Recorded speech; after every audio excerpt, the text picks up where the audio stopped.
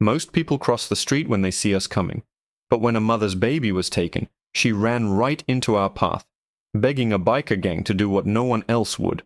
The rumble is the first thing people notice. It's not just a sound, it's a feeling.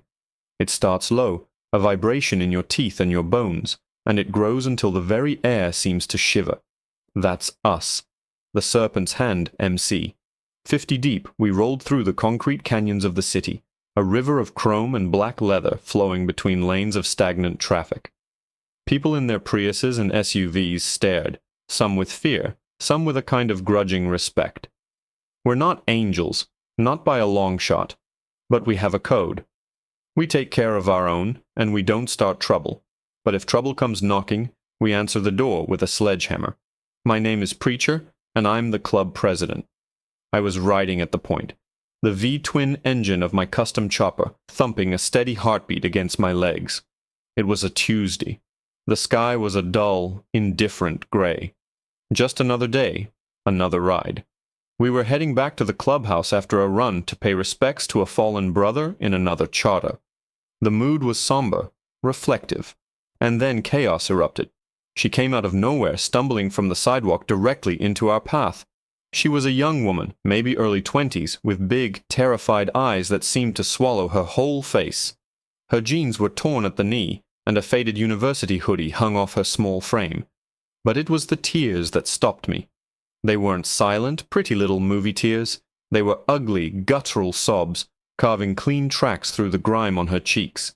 She didn't even seem to see the 2 tons of rolling steel bearing down on her. She just threw her hands up, her face a mask of pure desperation. I squeezed my brakes hard, my back tire fishtailing with a sharp screech of rubber on pavement.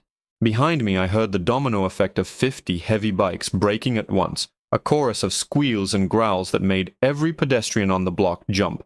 The whole procession came to a halt, a steel serpent coiled in the middle of a 4-lane street. Horns started blaring immediately, but I didn't care. All I saw were her eyes. I swung a leg over my bike and strode toward her, my boots heavy on the asphalt. My VP, a mountain of a man we call Anvil, was right behind me. The girl flinched as I approached, her body trembling like a leaf in a hurricane. "Hey," I said, keeping my voice low and steady. I held my hands up, palms out, the way you would with a spooked horse. "Easy now. You're gonna get yourself killed running into the street like that." Her breath was coming in ragged, painful gasps. "Please," she choked out, her voice shredded. "Please, you have to help me. They took her. They took my baby." That's a sentence that cuts through everything. The noise of the traffic, the anger of the drivers, the tension in the air, it all vanished. A baby. Anvil let out a low growl behind me. Our code is simple, but the first rule, the unbreakable one, is that we don't stand for anyone hurting a child. "Who took her?" I asked, my voice hardening. "Who are they?" She couldn't speak, just pointed a shaking finger at the building she'd just run out of. It was a monolith of smoked glass and polished steel, one of those anonymous corporate towers that swallows people whole. It had no name on the front, just a number. It looked cold, sterile, and utterly soulless. 2 men, she finally managed to whisper, in suits. They looked like government agents or something. They just walked up to us. They had a picture of my Lily. They said she had to come with them. I tried to fight, but they were so strong. They pushed me down, and they just walked inside with her. My little girl. She's only 6. The last words came out as a wail, a sound of such profound agony that it made the hairs on my arms stand up. I looked at the building, at the seamless glass doors that slid open and shut with a quiet, efficient hiss. There were security guards inside, visible through the tint, looking out at us with blank expressions. Going through the front door wasn't an option. Calling the cops? These guys sounded like they could be the cops, or something worse. By the time we waded through the red tape, that little girl could be anywhere. I turned back to the girl. "What's your name?" "Sarah," she sobbed. "Okay, Sarah, we're going to help you." I looked over my shoulder at my club. 50 brothers, sitting on their bikes, engines idling, watching me. They were a jury and an army all in one. I saw the look in their eyes, There was no question what we had to do. I raised my hand and made a sharp, cutting motion across my throat. One by one, the deep rumble of the Harleys died, replaced by a sudden, shocking silence. The angry car horns seemed to fade away, confused by the lack of response. "All right, boys," I barked, my voice carrying in the quiet. "Listen up. We're shutting this place down. Anvil, take 10 guys and cover the back alley. Rhino, you and your 10 cover the parking garage entrance. No one goes in or out of this building. No one. You see a car, you see a person, you form a wall and you don't let them pass. The rest of you, with me." I turned and faced the building. We didn't draw weapons, we didn't need to. We were the weapon. We walked, 50 men in leather cuts, and formed a silent, immovable line in front of the main entrance, blocking it completely. We stood shoulder to shoulder, a barricade of denim and steel and righteous fury. We just stood there waiting. Let them wonder. Let them sweat. It didn't take long. Less than 5 minutes later, the silent glass doors slid open. A man stepped out. He wasn't one of the security guards. He was older, dressed in a perfectly tailored suit that probably cost more than my bike. His silver hair was immaculate, his face a calm, arrogant mask. He didn't look at Sarah, who was hiding behind me. He looked directly at me, his eyes scanning over my cut, my beard, my brother's, with an expression of utter contempt. He stopped a few feet away, a faint, condescending smile playing on his lips. "You have 5 minutes," he said, his voice as cold and polished as the marble floor behind him.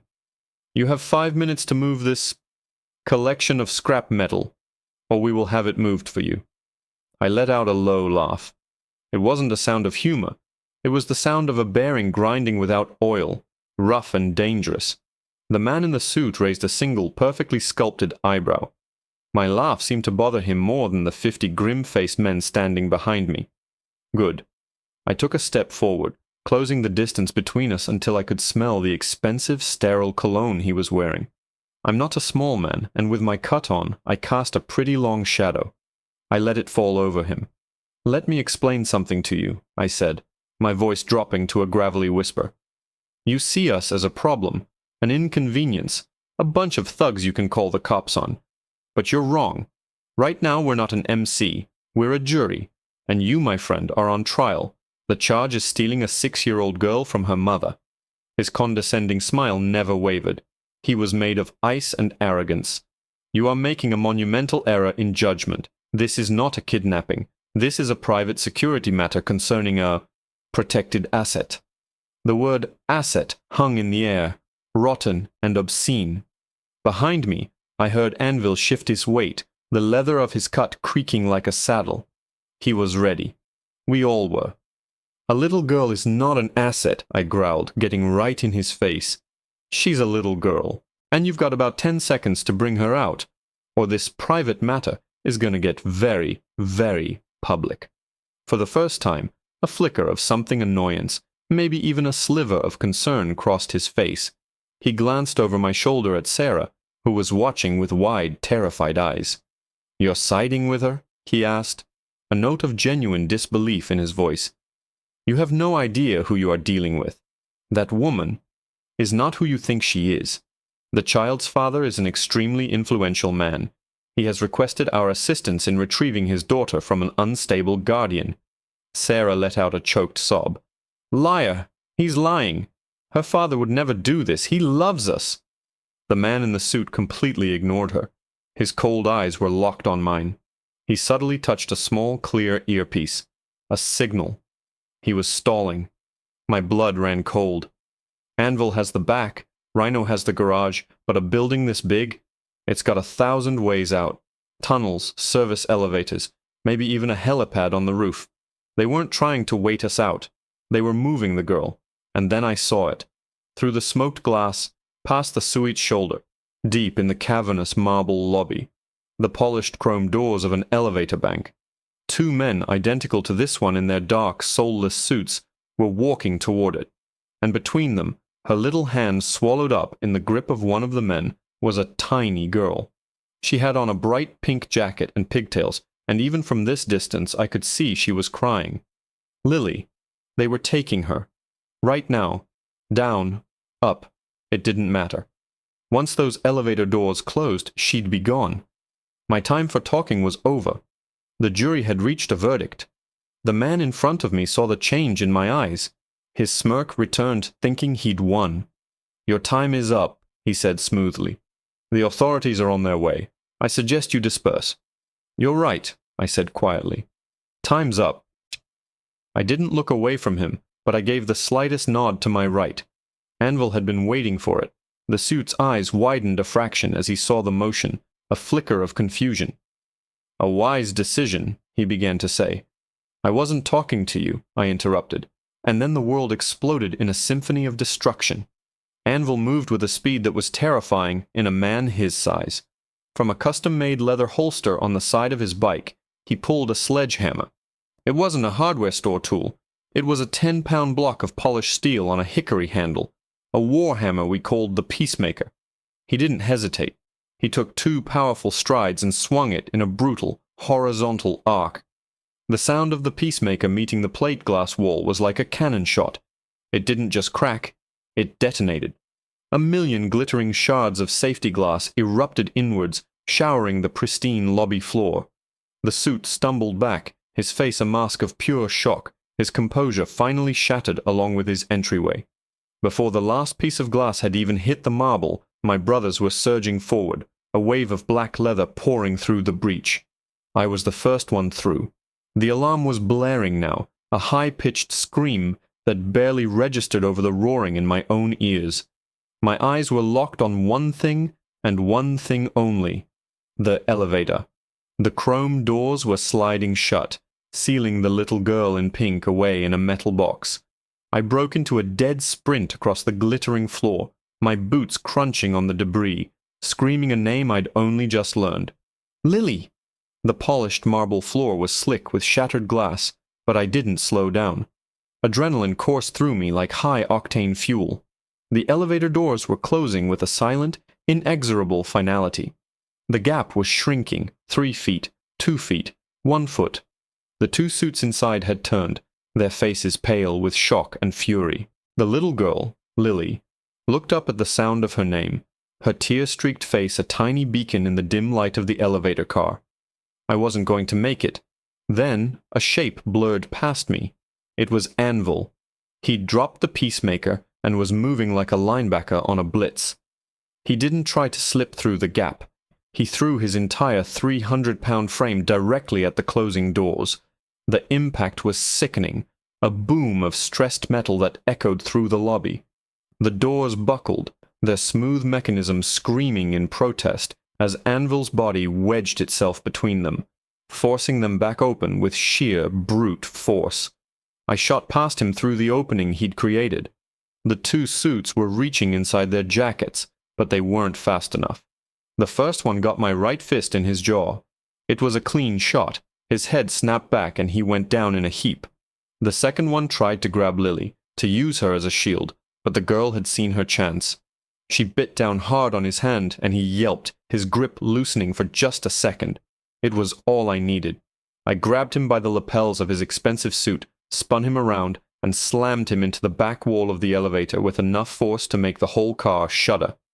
He slid to the floor, dazed and groaning. I knelt down immediately. "Lily," I asked, my voice softer than I thought I was capable of. "Are you okay?" She just stared at me, her big brown eyes wide with a mixture of fear and wonder. Then she nodded, a tiny, almost imperceptible movement. I held out my hand. "Your mom is waiting for you." She hesitated for a moment, then her small fingers wrapped around my own calloused ones. I gently helped her to her feet and led her out of the elevator. The lobby was a scene of controlled chaos. My brothers had formed a human perimeter, keeping the building's shell-shocked security guards at a distance. No one was hurt, but no one was getting in our way, either. I walked Lily through the sea of leather and denim, back through the gaping hole in the front of the building. Sarah was there, her hands covering her mouth, her eyes fixed on her daughter.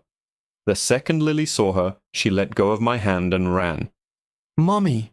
Sarah collapsed to her knees on the sidewalk, wrapping her daughter in an embrace so fierce it looked like she was trying to merge them back into one person. The sounds of their reunion, The desperate sobs and whispered reassurances cut through all the noise. For a moment, we all just watched. 50 hardened bikers, silent and still, witnessing something pure and powerful. The man in the suit, the one I'd spoken to, was standing amidst the wreckage of his lobby, flanked by security. His face was a thundercloud of rage. He pointed a trembling finger at me. "You'll all be in prison for the rest of your lives. Assault. Destruction of property. You have no idea what you've done." I walked over to him, stopping just outside the shattered frame of the doorway. "No," I said calmly. "You have no idea what you've done. You thought you could operate in the shadows, using money and power as a shield. But sometimes the shadows bite back." Sirens were wailing in the distance now, getting closer. It was time to go. I gave the suit one last long look. "Next time you decide to snatch a kid off the street, you better hope we don't hear about it." I turned my back on him and walked back to my bike. My brothers were already mounting up, engines starting to roar back to life one by one. I helped Sarah and Lily get situated, putting the little girl in front of her mom on the back of Rhino's massive touring bike, a rolling fortress that was safer than any car. I don't know how to thank you," Sarah said, tears of gratitude now streaming down her face. "Who are you people?" I just smiled and put my helmet on. "We're the guys who answer when people need help." We pulled out just as the first police cars were rounding the corner, a rolling thunder of chrome and leather that melted back into the city traffic.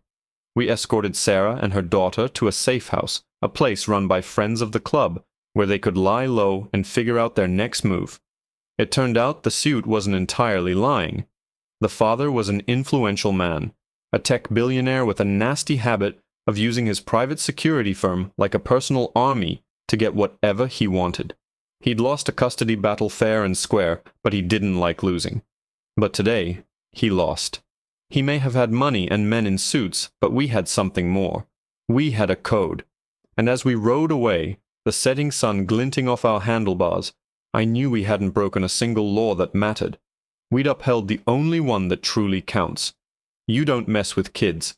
Not on our watch. The rumble of our bikes faded into the evening, a promise that as long as we were around, the monsters who preyed on the innocent would never have an easy day.